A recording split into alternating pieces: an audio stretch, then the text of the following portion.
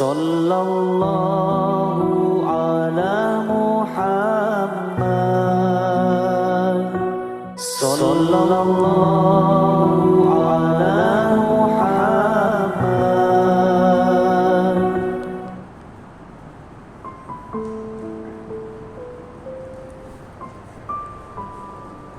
Dari Sayyidina Abu Umamah radhiyallahu anhu, baginda Rasulullah sallallahu alaihi wasallam bersabda, barang siapa takut bersusah payah beribadah pada malam hari, tidak mampu bangun dan sibuk beribadah pada malam hari, atau dia kikir sehingga tidak menginfakkan hartanya, atau dia penakut sehingga tidak berani bertempur ke medan perang, maka hendaklah dia banyak membaca subhanallah wa bihamdihi, karena bacaan itu lebih disukai oleh Allah Subhanahu wa taala daripada bersedekah emas sebesar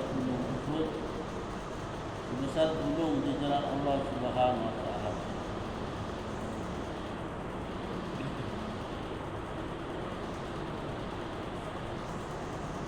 Dari Sayyidina Abu Hurairah radhiyallahu anhu, ia berkata, orang-orang fakir dari kaum Muhajirin datang mengadu kepada baginda Rasulullah sallallahu alaihi wasallam.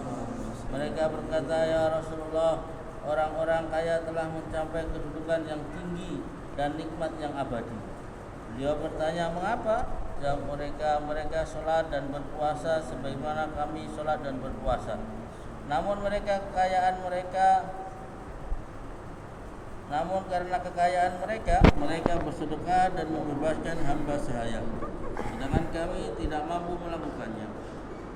Beliau bersabda, maukah aku beritahukan kepadamu amalan yang dengannya kamu dapat mengejar orang-orang sebelummu dan melebihi orang-orang setelahmu, dan tidak ada yang dapat melebihi kalian kecuali orang yang beramal seperti kalian. Mereka menjawab, tentu ya Rasulullah. Beliau bersabda, setiap selesai sholat bacalah subhanallah, alhamdulillah, Allahu akbar, masing-masing sebanyak 33 kali. Kemudian mereka pun mengamalkannya. Namun pada zaman itu orang-orang kaya pun pantas menjadi contoh. Ketika mereka mengetahui amalan tersebut, mereka pun mengamalkannya. Kaum fakir Muhajirin kembali menemui baginda Rasulullah SAW untuk mengadu, saudara-saudara kami yang kaya telah mendengar dan mereka mengamalkan amalan kami. Beliau bersabda, itu adalah karunia Allah Subhanahu wa taala yang Dia berikan kepada siapapun yang dikehendakinya. Hadis riwayat Bukhari dan Muslim. Kisah ini juga disebutkan dalam riwayat lain. Baginda Rasulullah SAW bersabda, Allah Subhanahu wa taala telah menetapkan bagi kalian amalan yang sederajat dengan sedekah. Sekali mengucapkan subhanallah adalah sedekah, sekali mengucapkan alhamdulillah adalah sedekah. Berhubungan dengan istri juga merupakan sedekah. Para sahabat radhiyallahu anhum dengan penuh heran bertanya, memenuhi syahwat berhubungan dengan istri juga bersedekah?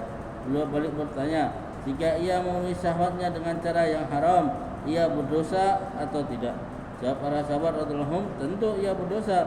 Beliau bersabda, demikian juga jika ia memenuhi syahwatnya dengan cara halal, maka dianggap sebagai sedekah dan mendapatkan pahala. Maksudnya, jika kita menggauli istri dengan niat menghindari perbuatan yang haram, hal itu menyebabkan kita mendapatkan pahala. Dalam riwayat lain disebutkan bahwa untuk menjawab pertanyaan sahabat memenuhi syahwat berhubungan dengan istri juga sedekah. Baginda Rasulullah SAW bersabda, beritahukanlah kepadaku jika seorang anak lahir dari persetubuhan tersebut, dan jika dia tumbuh dewasa, kalian berharap kebaikannya, kemudian ia meninggal dunia, apakah kalian akan mengharapkan pahala? Para sahabat radhiyallahu anhum menjawab, tentu. Beliau bersabda, mengapa? Apakah kamu yang menciptakannya? Apakah kamu yang memberi hidayah? Apakah kamu yang telah memberi rezeki? Padahal Allah Subhanahu wa taala yang menciptakan dan Dia yang memberi hidayah serta rezeki. Begitu juga kamu meletakkan air mani di tempat yang halal, kemudian segala sesuatu dalam kehendak Allah Subhanahu wa taala.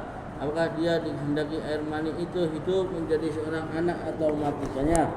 Tidak menjadi seorang anak. Hadis ini menerangkan bahwa seorang akan mendapatkan ganjaran dan pahala karena menggauli istri yang bisa menjadi penyebab kelahiran anak.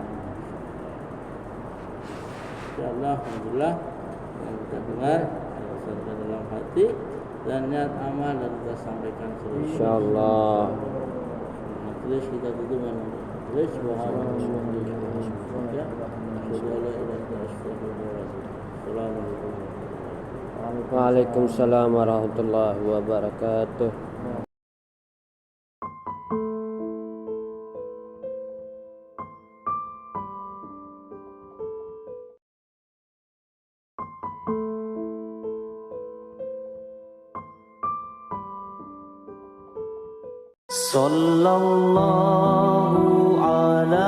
Sallallahu